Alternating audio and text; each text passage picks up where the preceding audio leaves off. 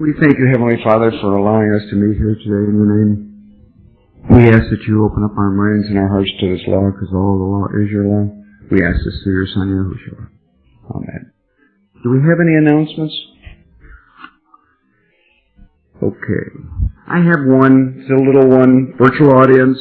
Hey, don't call me and say, gee, how come I'm not getting any more tapes left? You get 2 warnings. After the warnings, you go off the list. So I don't want to hear this call, oh, I never received it. Yes. Maybe I goof up and one time you don't get it, but you always get 2 notices, so.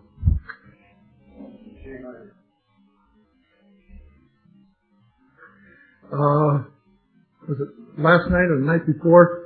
2020 ran an article of Lakewood, Ohio about the tearing down the homes and for new construction. Yeah, well, they were using eminent domain, taking your property away from you and giving it to somebody else. The city was taking their property and then they would give it to somebody else to construct the buildings. And one of the things on there, if you saw it, everybody in Lakewood had to have a 2.5 bath, 4 bedrooms, attached garage, 2-car garage, and if it didn't, they were subject to, I can't remember the name or the term they used. And the guy that reported this said, well, that includes the mayor.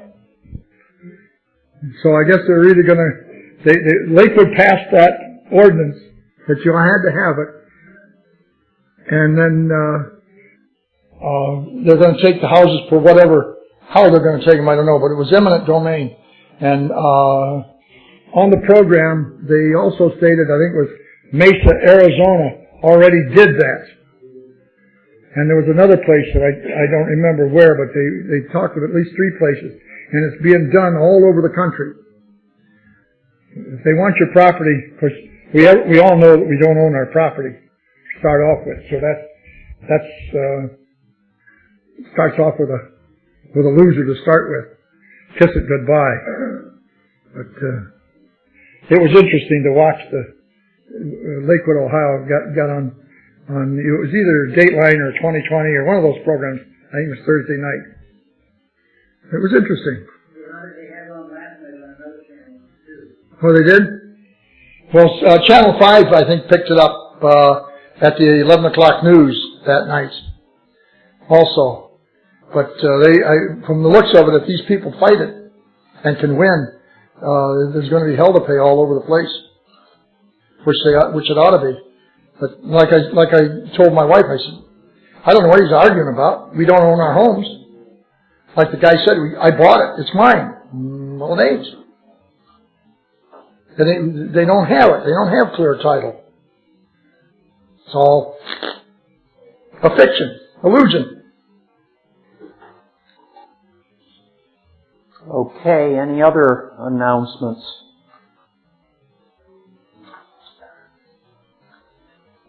Victoria has gotten back from her Massachusetts seminar, and she's got Daytona Beach, Florida coming up October 3rd through 5th, San Francisco October 24th and through 26th, and particularly we want to announce the San Antonio, Texas seminar November 7th through 9th.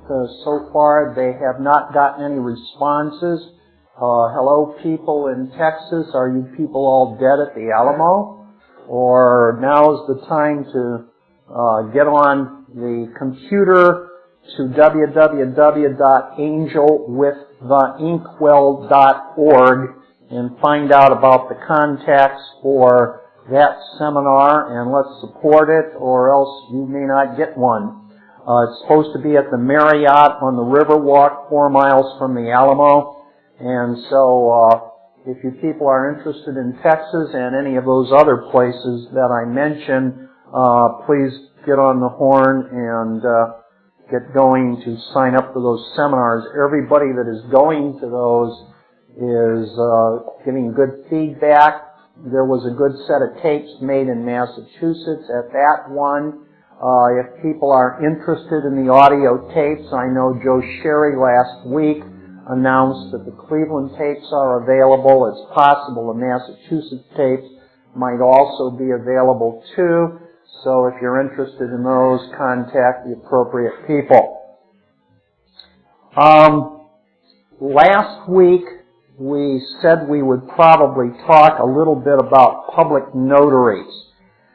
It's interesting that since the court systems are all foreign tribunals, and they're basically the artifices of a democratic society, which is a military-type society, that being foreign military courts, one should have a council of the military or license to the military to go into those courts.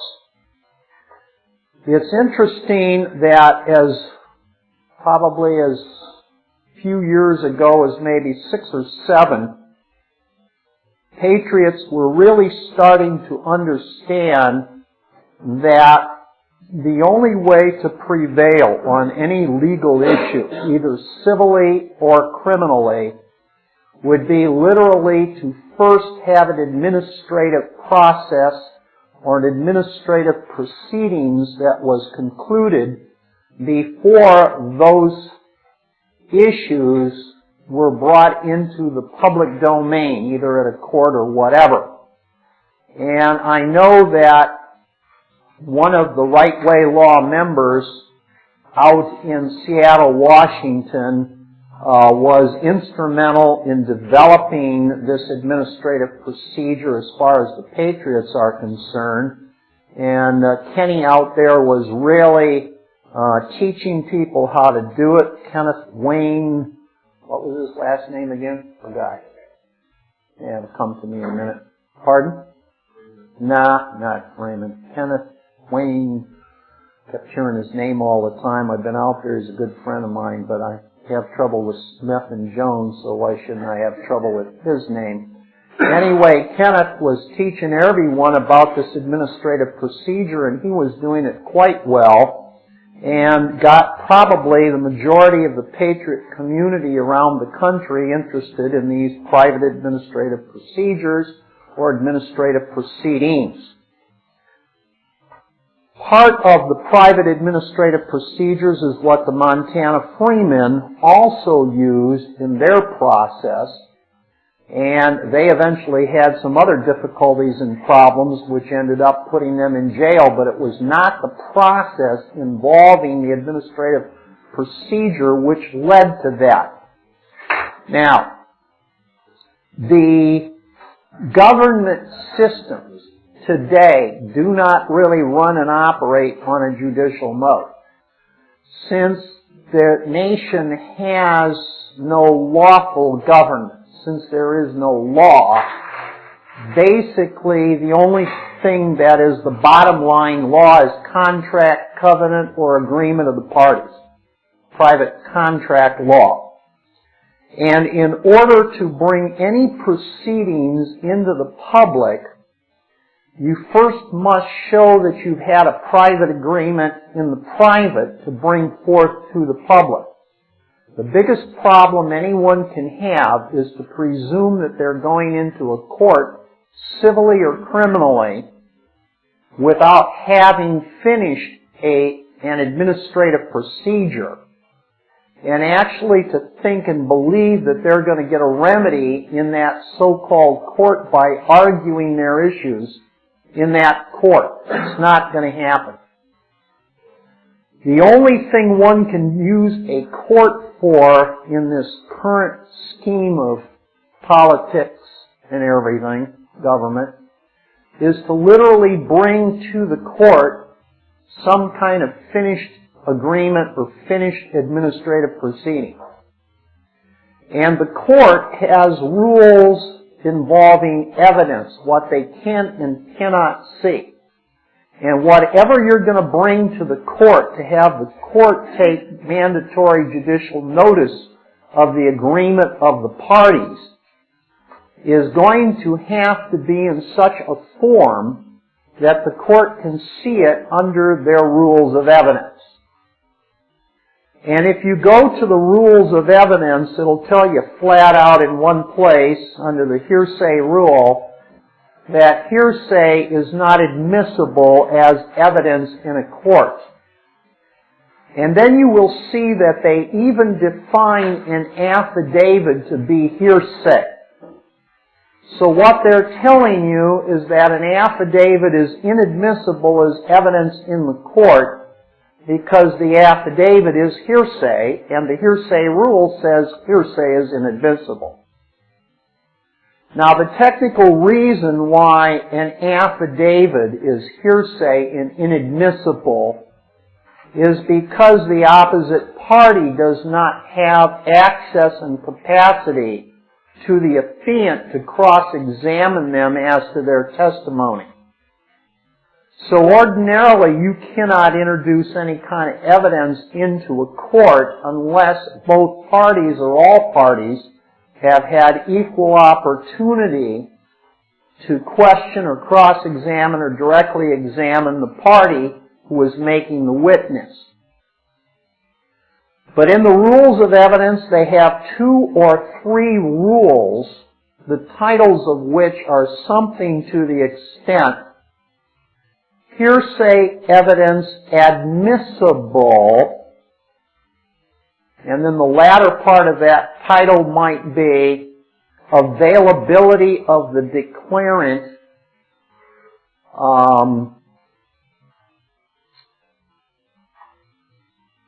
notwithstanding they don't need the declarant, or there's a rule about admissible hearsay declarant available.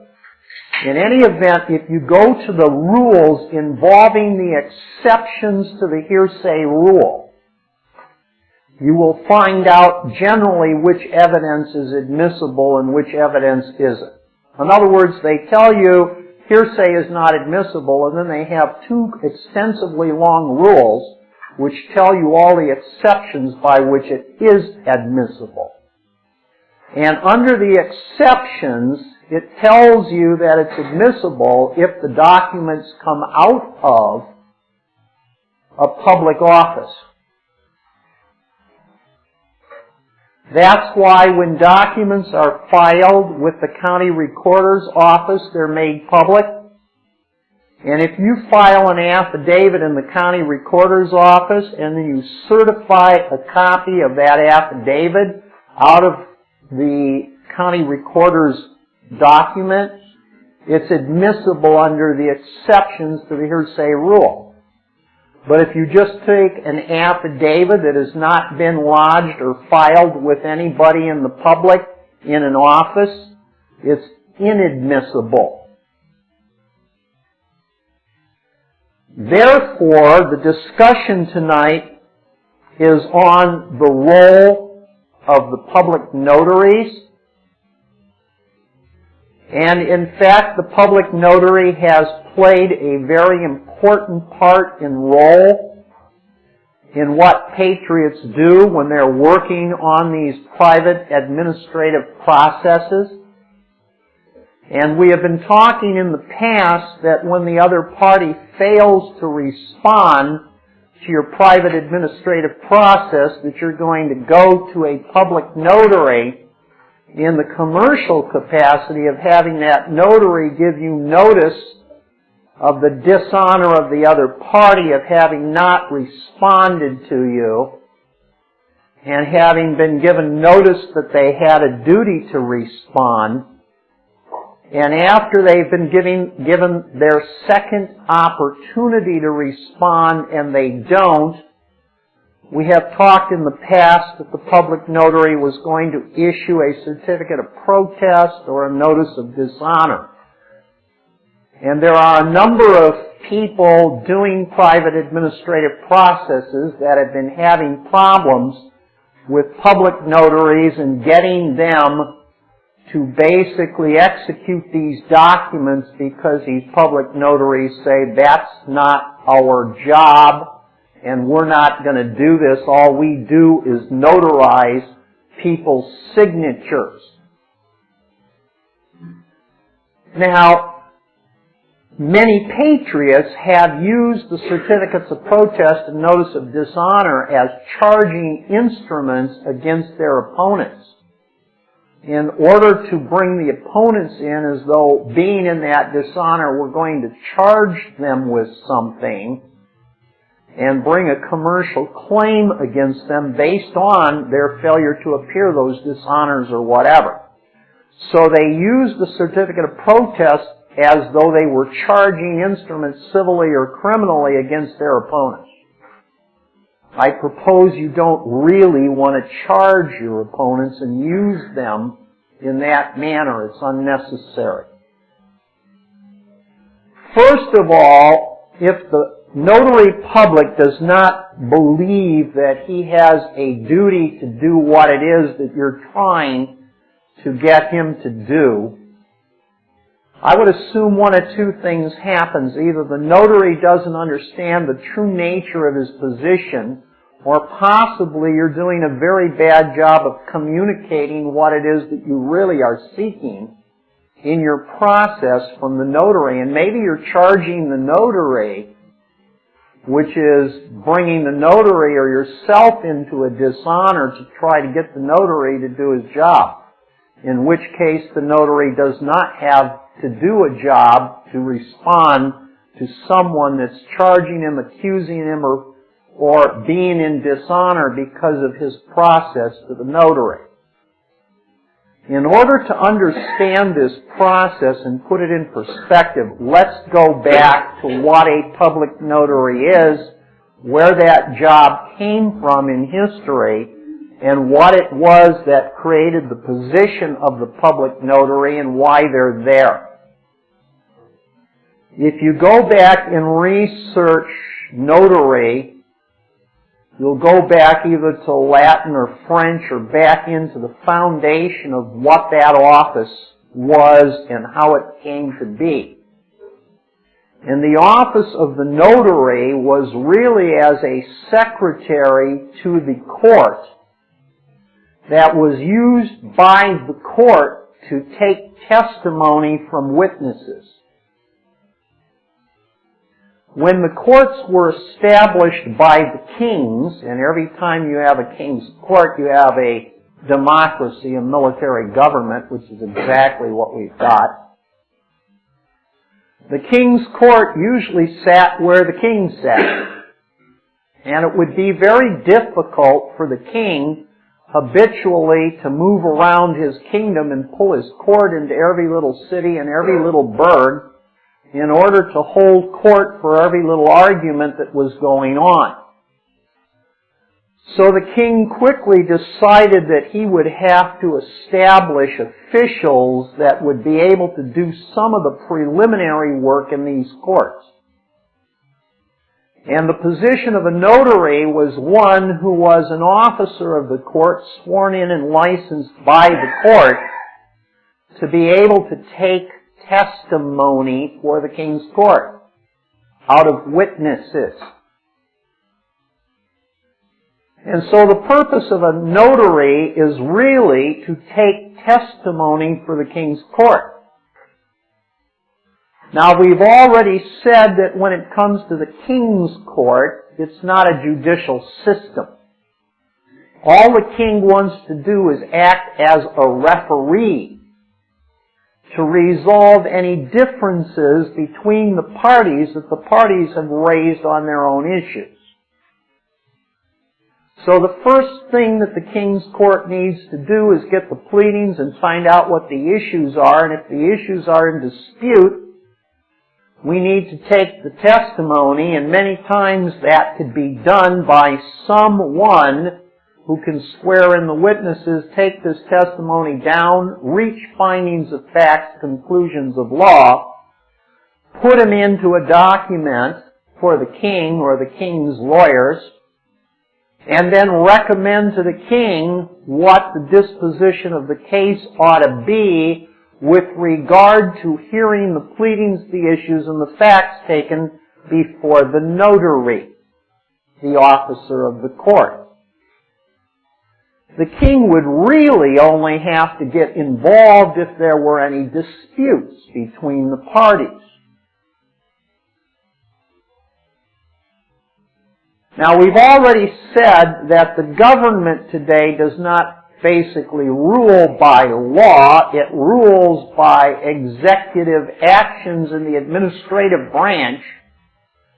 And before anyone can go to a federal or state court with any kind of public actions involving the king's government, the king's administrative agencies must first hear the issue and arrive at a decision.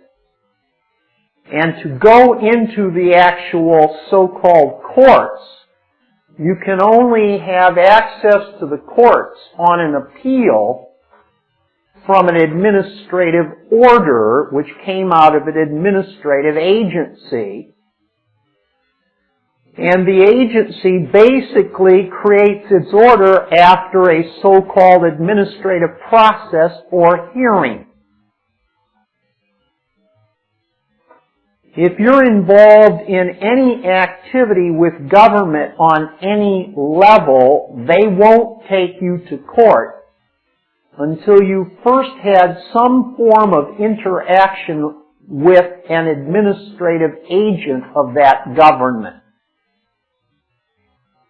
And basically your action with that administrative agent of that government, whether you understood it or not, was an administrative hearing. And certain facts were drawn up by the administrator of that agency or that hearing. They were put down in paper. They were reported to the agency with a conclusion of law, and they were filed with a public official. And it became official documents lodged in that agency's records.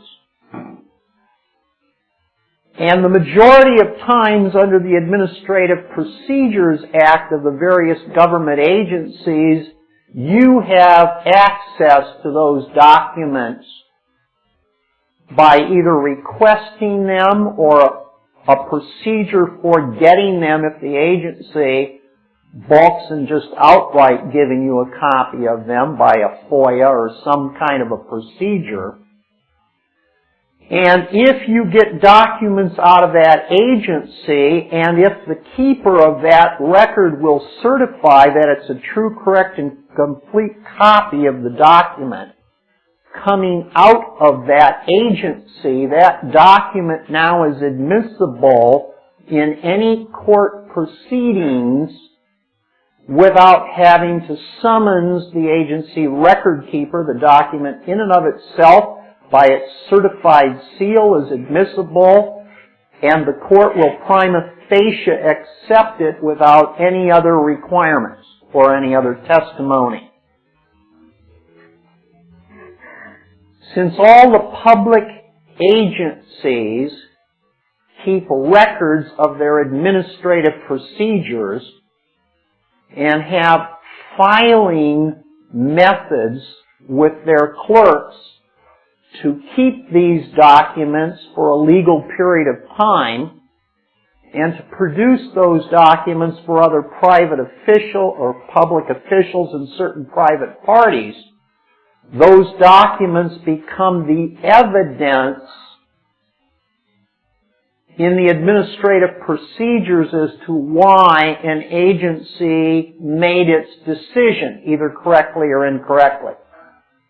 And those documents can be summoned into proceedings if necessary. I put it to you that the government is being run privately under private international law, since there is no valid constitution. So what the government is doing with their Private Administrative Procedures Act is just telling you we're running our government privately under private administrative procedures, under private international law. We keep our records. We ask you to become involved and resolve the issues. You have an opportunity in the administrative proceedings to become involved and help us create the record of our transactions. And you have access to those records at any time before, during, or after the proceedings that the records are there. And you can certify them out and use them in any so-called court for purposes of appeal if you do not like the administrative judgment.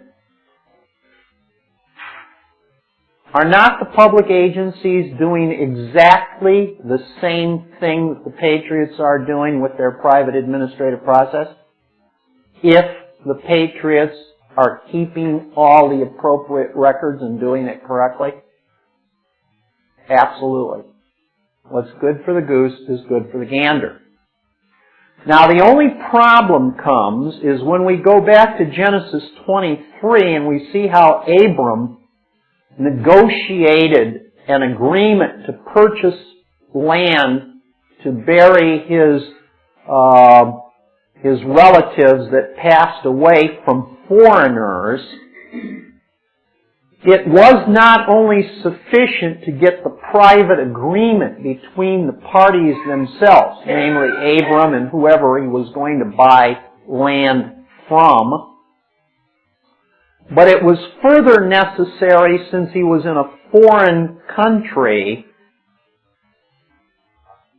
to make sure that the private agreement he negotiated with the party he bought the land from was also lodged in the public of that foreign nation, so that everybody in the public sector, as a second witness, had noticed that the foreigner Abram had purchased this land and under what terms and conditions it was purchased. Abram negotiated a private administrative agreement with the private parties. But by time he was finished with the agreement, and by time he carried out the exchange of the consideration, so that the agreement was executed, he stood in the public square with the other party to that agreement. And in full hearing and seeing distance of the foreign public, they announced publicly what the decision was, i.e., it was registered to the public as a second witness. Now, when the private administrative agreements are finished, the question is, why is a notary involved? The real reason the notary is involved is because the notary is the agent or the window between the public and the private sectors in these negotiations. And the notary has been licensed by the king to take testimony from the private sector so that that testimony can be brought over into the public sector and filed and lodged in the appropriate offices in the public sector, so that the public has the second witness to the agreement that took place in private. And that public notary in the private agreements and her witness, signature, and seal is significant because she is the equivalent of the public administrative hearing officer. She is the one that is listening to the private testimony, and she is going to certify that testimony by her seal as being the second witness to be brought over into the public. So when you go to the notary, and it's time that you're asking the notary in a commercial sense to issue a certificate of protest and a notice of dishonor because the other party has failed to appear,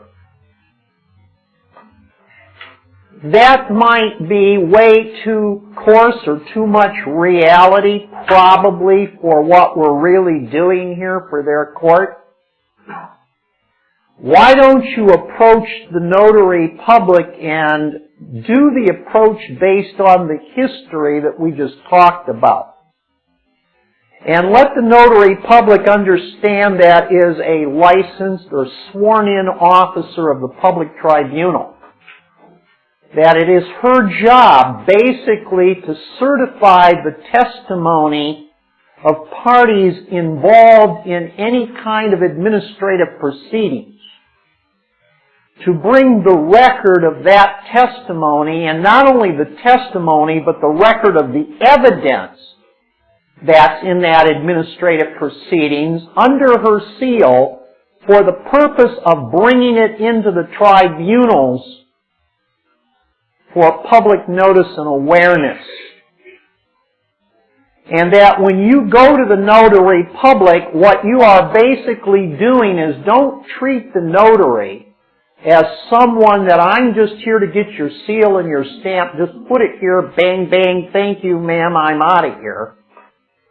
That notary public is your administrative officer in your administrative proceedings if you're doing it correctly. Therefore, you just don't bring the final document to the public notary and say, hey, I'm here to tell you that this other party is wicked, terrible, and awful and didn't show up, and I want you to sign this which says he didn't. Thank you very much, I'm out of here.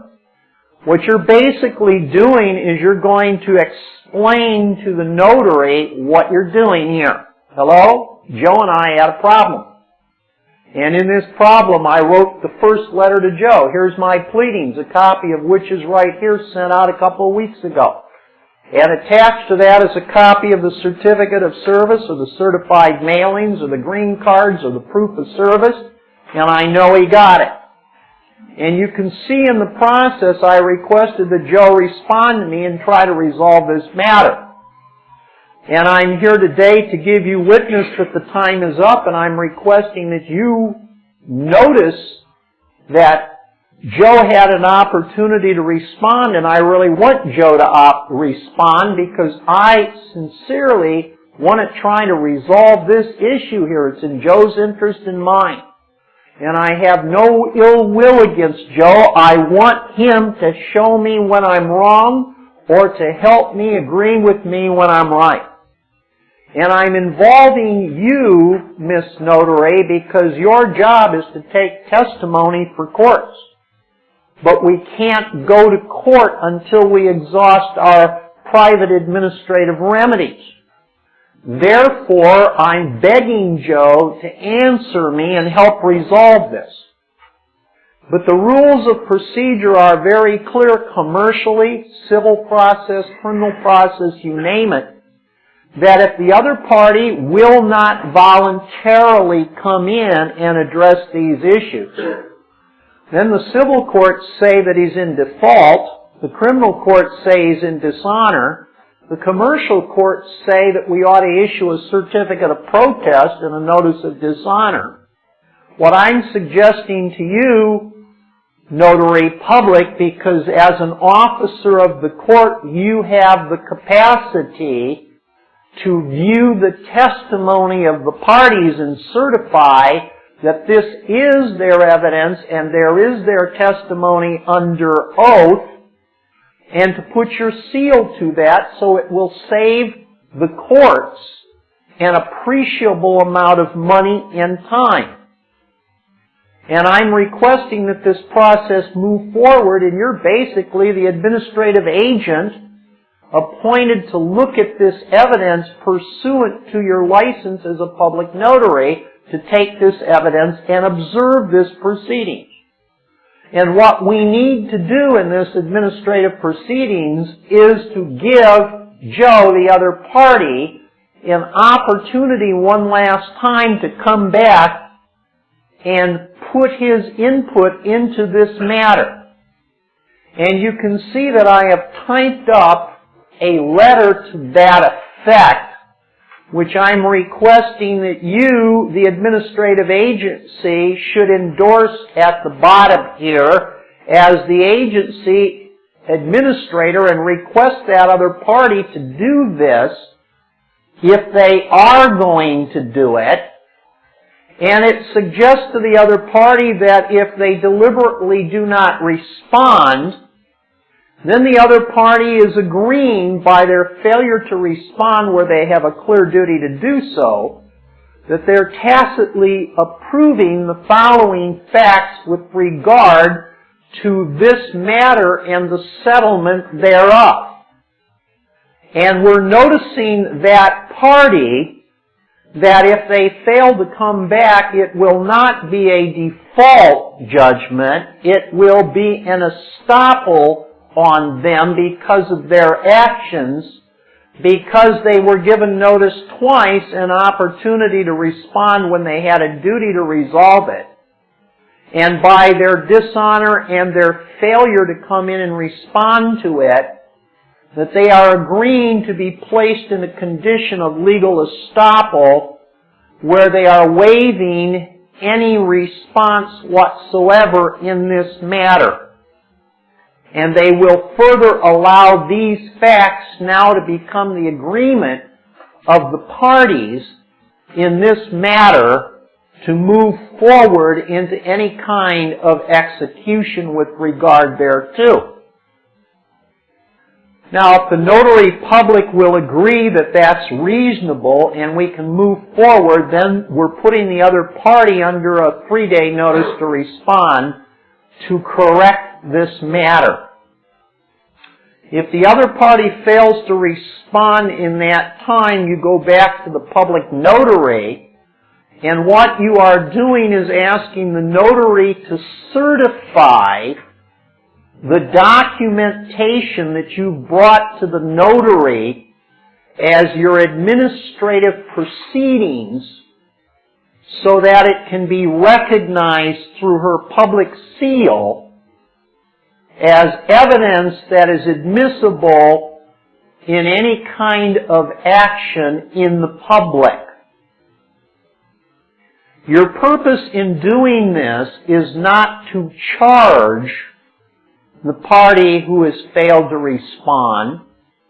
Your purpose in doing this is to be able to put a documentation in the public from the private so that all of the parties and the public at large will be able to understand that there is an agreement of the parties created by notice and opportunity, and that you are not just stating that yourself, but there is a public official licensed to the court that has taken notice of this evidence by agreement of the parties.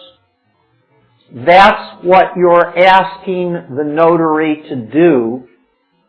That is within the scope, purview, and capacity of a notary to perform.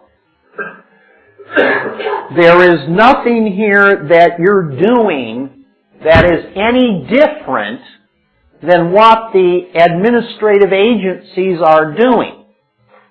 The administrative agency's head agent taking whatever the testimony is, I will assume and presume has an oath of office with the government.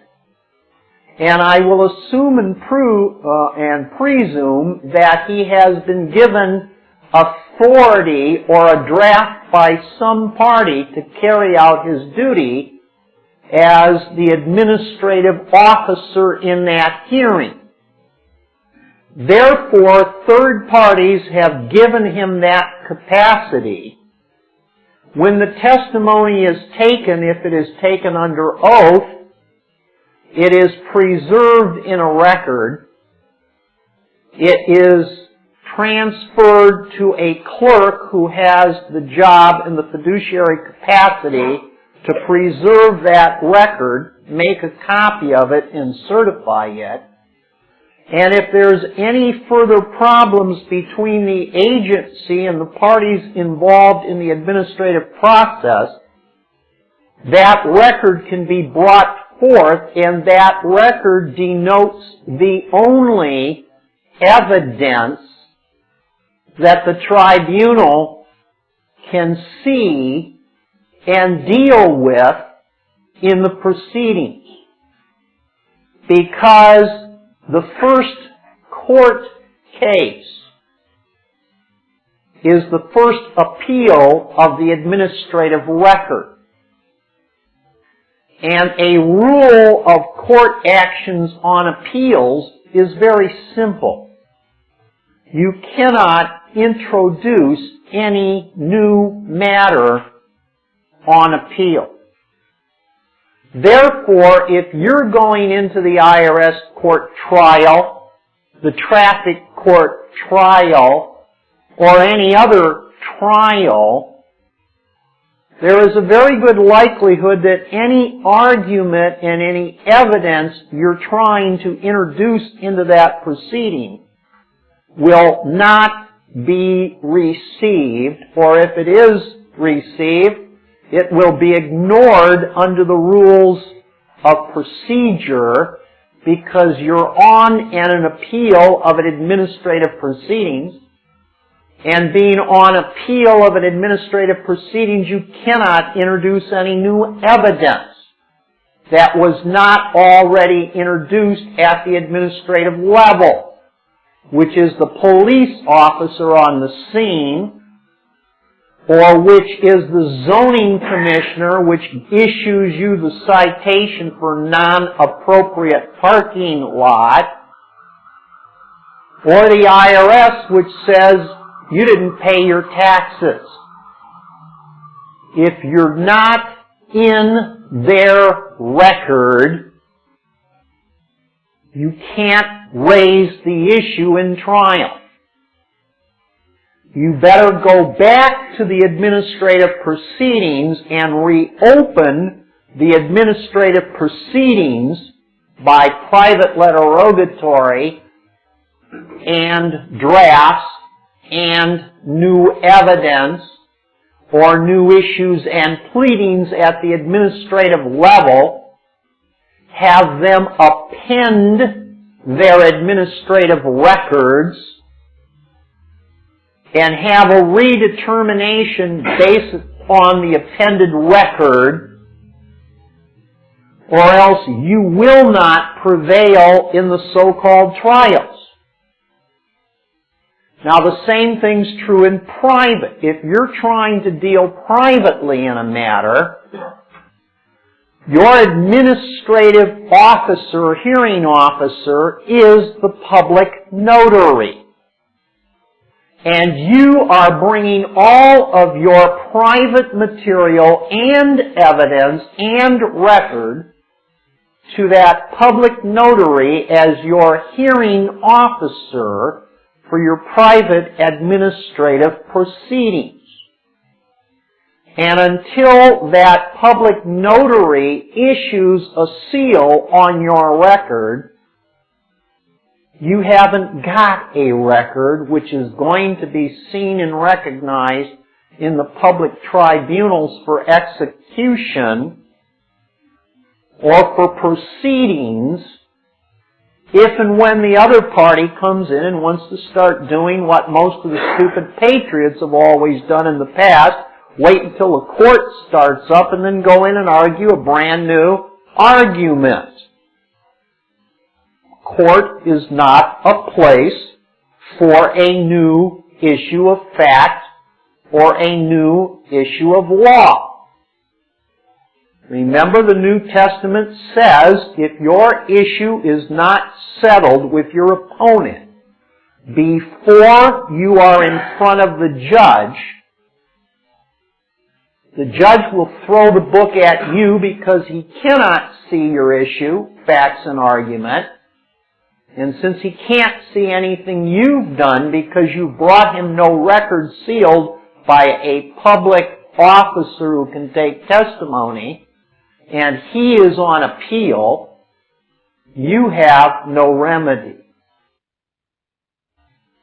So it's absolutely mandatory to bring your private record over into the public sector by way of the public notary seal. And the history shows us that the King's Court placed those officers there to go out in the Netherlands, where all these private controversies are going on, and if necessary, take the record so that when and if it comes to the King's Court, the King will have something to rule on. And that's what this process is doing. Is there any question? Any comments?